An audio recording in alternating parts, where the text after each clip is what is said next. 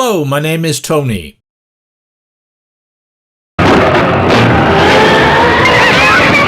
Well, yeah, I know, this is out of character and a deviation from the old agenda. Avid YouTube subscriber and patron Greg A. Duncan recently raised to me the question of what might happen if I did a review of something a bit more current. As you may have noticed, I don't tend to watch many new movies because there are almost no new movies I want to watch. Why waste my time, especially as the hourglass ain't exactly sand-packed in my favour? When it comes to disillusionment, disappointment, disgust and angst, real life provides me with more than enough without my chasing after extra hobnails to kick myself in the nuts with. However, from an experimental standpoint, I thought that maybe he had something of a point. Would an attempt to ride the YouTube algorithm result in a broader, more widespread audience? Is that how stuff works? And if it is, would it work in my case? So I gave it some more thought and decided it probably couldn't hurt to entertain the idea more tangibly. Next, bit of a snag. Immediately I was stonewalled by an obvious problem. What newish thing could I bring myself to watch that I could review? What might I be willing to sit through and concentrate on? The solution, it turns out, was just as obvious as the problem. Pick on the newest incarnation of something you rated highly and enjoyed once upon a time. No, not Geriatric Jones and the Waller Bridge of Woke. Back in the early 80s, aspiring filmmaker Sam Raimi, along with his friend Bruce Campbell and some support from a bunch of their university pals, came up with an idea for a small, almost no-budget, independent horror flick that would spin the genre on its head. Costing just $90,000 and taking around $30 million globally, The Evil Dead became one of the most financially successful, convention-bending movie phenomena ever to grace the screen. Utilizing stop-motion animation, excessive gore, innovative speeded-up camera work and cacophonous sound effects, it took the cabin in the woods concept and elevated it to a whole different level, gave it a new visceral perspective. Infamy was further assured with a scene depicting the violation and death of a female character vaginally penetrated by forest vegetation, raped by redwood, death by deciduous. In the UK, it fell victim to the comically inept video nasty purge of the 80s, run by the morally incontinent prototype snowflake cancel culture generation of the time. It got banned from sale in the home entertainment market until 1990, when the ban was lifted. Fuck yeah! Furthermore, it introduced us to the character of Ash Williams, Bruce Campbell, who would evolve into one of the most iconic horror movie figures in motion picture history. The Evil Dead was one huge fucking wake-up call and kick in the ass to the makers of horror fantasy movies and a defining watershed moment, groundbreaking in every sense of the word. There was a mostly superb sequel in 1987,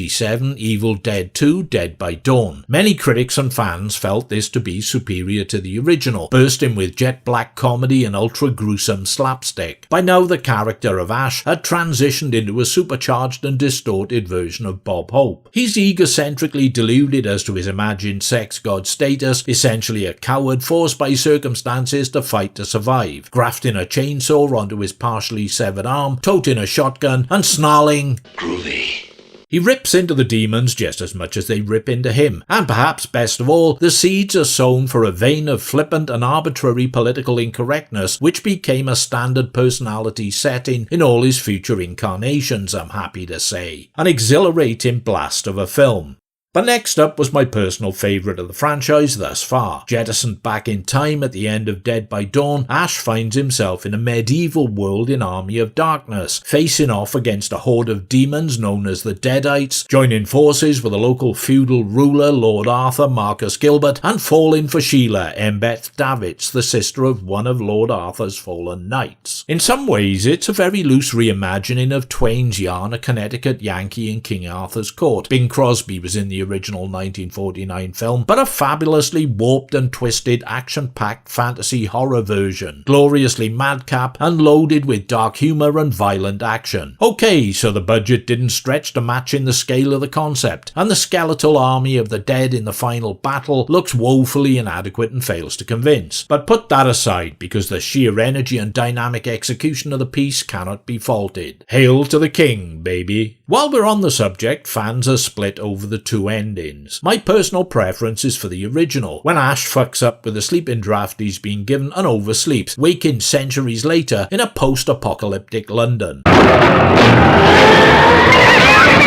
The alternative ending sees Ash back working in the S-Mart convenience store, relating his story to impress a female employee. A deadite materializes and attacks the customers, until Ash blows it away with a Winchester rifle, which is when he says, "Hail to the king, baby," and kisses the female employee. Both good, but the former does it for me, doom-monger that I am. Ideas for further entries in the franchise were kicked around for years, but prospective projects languished in development hell. There was a cinematic soft reboot of the original film in 2013, which I saw but can remember very little about. That doesn't bode well. No matter how drunk I am, if it's a good film, I'll usually remember something about it, but this one, nada. In 2015 to 2018, Campbell resurfaced in the Star streaming service series Ash vs. Evil Dead. Co-produced with Raimi and benefiting from the added attraction of the splendid Lucy Lawless being on board as his wickedly sexy nemesis. It ran for 3 seasons and I thoroughly enjoyed it. Featuring an older Ash, he was even less PC by now, having failed utterly to move with the times, which is fucking great. Working in a menial job in a supermarket, living in a trailer, hanging out in bars, and picking up none too bright, age-inappropriate women with his sexist patter. It's not long before the Necronomicon comes back into his life and he's thrust into the fray. Wildly irreverent, blackly funny, trashy, pulpy, gory, a worthy continuation of the franchise. It's been reported recently that there's an animated series on the way in which Ash is voiced by Campbell. He can't seem to get away from the character, and that's no bad thing, because Bruce Campbell inhabits Ash like a second skin. You gotta love the guy. If any performer deserves his cult following and status, it's Bruce Campbell. Now it's 2023, and Raimi and Campbell have returned as executive producers for Evil Dead Rise, the latest movie installment of the franchise. And I've taken great pains to go and watch it for the purposes of this review. I mean, I could hardly review it if I haven't watched it. Well, I suppose I could, but that would be cheating, and I feel if I'm going to partake of this newfangled flicker show stuff in the here and now, best go all in. Nothing to say it must become a habit, and I have a strong feeling it won't. Which is not an adverse reflection on Evil Dead Rise. No, not at all. Because I've got to confess I got something of a kick out of it. And it wasn't a complete waste of my time, effort, free Lloyd's Bank cinema view ticket and petrol. The storyline is thus. Kicking off with a first-person speed rush through a forest, almost a trademark, the film seeks to establish its Evil Dead credentials early on. Only this time the view isn't through the eyes of a demonic spirit, but the camera of a drone flown by an obnoxious ass called Caleb, Richard Crouchley. He's on a break at his father's luxury cabin with his girlfriend Jessica and Marie Thomas, and Jessica's cousin Teresa, Marabai Pease. Jessica has fallen ill and taken to her bed. Teresa abandons her spot by the lake where she'd been reading Wuthering Heights to go and sit with her rather than spend time in the orbit of the insufferable dick Caleb. Bad move, worse than spending time breathing the same air as Caleb, as Jessica has been demonically possessed. She scalps Teresa and decapitates Caleb, then levitates above the lake. Evil Dead Rise, see what they did there? Cut to Beth, Lily Sullivan, rock chick and guitar technician on tour. She's just found out she's pregnant, and it's not all baby showers and tray bakes. She retreats to LA and washes up at the apartment of her sister, tattoo artist Ellie Alyssa Sutherland, and her 3 kids, Danny, Morgan Davis, Bridget Gabriel Eccles, and Cassie Nell Fisher. The apartment is in a crumbling monolithic block, condemned and due for demolition in a month. Ellie's husband has left her, and there is friction between her and Beth, because Beth never picked up her calls when she needed support, not even realising the breakup had taken place. There's an earthquake when the kids are in the parking garage, and Danny finds a hole in the concrete, leading to an old bank vault full of creepy religious shit, some vinyl recordings from 1923, and a big old book. Yep, it's the Necronomicon, or one of 3 volumes of the Naturom de Monto, bound in cured human flesh and written in human blood. Tasty as ever, but not exactly light reading. Back in the apartment, Danny, an aspiring DJ, spins the discs on his turntable, revealing the audio story of a priest who was investigating the book. Priest sounds familiar. He details how he unleashed the forces of evil and recites an incantation, which achieves the same thing all over again. And we're off, with Ellie getting possessed, dying, returning as a deadite, terrorising, butchering and possessing her 2 eldest kids and the other tenants of the block. Which means it falls to Beth to saddle up and take the Ash Williams role of reluctant hero and try to save Cassie and escape the clutches of the Evil Dead. With the power out, the stairs collapsed and the elevator, a little bit temperamental, it ain't gonna be a picnic. Evil Dead Rise is written and directed by up-and-coming talent Lee Cronin, whose previous feature-length horror flick was the reasonably well-received Hole in the Ground in 2019. It's produced by Robert Tappert, who collaborated with Raimi and Campbell on the original Evil Dead films and produced the Ash vs. Evil Dead show. And as mentioned earlier, Raimi and Campbell executive produce. There's a world of difference between the writing and directing and the producing, creatively I mean. So my guess would be that Evil Dead Rise is mostly Cronin's vision. It looks slick and polished, and once it gets going after a draggy setup, hits a relatively frantic pace. It's also well acted in fairness, even the kids, especially the cute youngest one. They steer clear of the pitfalls of saccharine overload. Cassie is an eccentric child fearful of ghosts. She fashions protection from a severed doll's head on a sharpened broom handle and names it Staphany. There's a touch of the Wednesday Addams about this kid. Danny is your standard Pete Tong wannabe in waiting, and Bridget the fiery rebellious cool one who protests about stuff at rallies. You'll get plenty of splatter and grueling violence for your buck, supported by some incredibly good makeup and effects, and there are the creep out moments that generally work, but only up to a point. The downside is, rather than appearing to be spontaneous and shocking, they come across as stage managed and calculated, which mutes their impact. You can see it about to happen before it happens. There's a momentary time lag that goes on just a fraction too long between the scene being set and the action taking place. Example: Demon Ellie crawling on the ceiling falls into the bath. Pause on the bath. Pause a bit longer. Ellie's talon-like fingers emerge to grip the edge of the bath. Pause. Her head then emerges over the side of the bath. Pause. She speaks. Pause. And so on. It doesn't feel organic, fluid, immediate, and gives too much time for the on-screen characters to react and possibly get the fuck out of there. Which leaves you thinking, hey,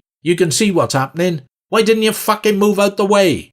The Ash vs. Evil Dead show impressed like the sort of thing fans of the original movies would make. Part update, part wish fulfillment. Bruce Campbell is in it, the comedy, humour, grisly pratfalls, sly social commentary, satire and bizarre twists, present and correct. Evil Dead Rise mostly ditches the creative eccentricity and gory sight gags, focusing instead on being a modern gothic nightmare about demonic possession in an urban setting. It cribs tropes and facets of the originals and fits them into the narrative to reference the earlier films, and in so doing badge it as an Evil Dead flick. Beth uses the line, "Come get some." A shotgun turns up, bleedingly obviously signposted earlier by crusty neighbour Fonda, Mark Mitchinson, who suggests fetching his shotgun to blast a bolt off a door. The flying eyeball swallowed by prospective victim gag from Evil Dead 2 is reused. There's the demonically possessed flesh puppets chanting "Dead by Dawn," and a chainsaw handily appears just by chance in the climax. Also, it's reassuring to see that underground parking facilities have taken to storing big wood chippers, essential for disposing of unwanted wood, and nuclear families assimilated into demonic beasts known as marauders. Yes, some of these things made me feel slightly uneasy. It all projects as being a bit forced, as if what we really have here is a high-concept demonic possession movie, something like Lamberto Bava's Demons, rebranded as an Evil Dead product. And to validate that rebrand, here's some Evil Dead ingredients we popped in. That isn't to infer it's slapdash or shoddy, because it isn't. It's smart looking, fairly fast on his feet, well acted, well made, and your generic gore hounds will be more than satisfied with the blood and guts content. It also explains the intro. Jessica is a tenant in the block who stays in bed throughout the earthquake, somehow oblivious to the mayhem going on around her throughout the night. In the morning, she's in the parking garage making her way to her car to zoom off on vacation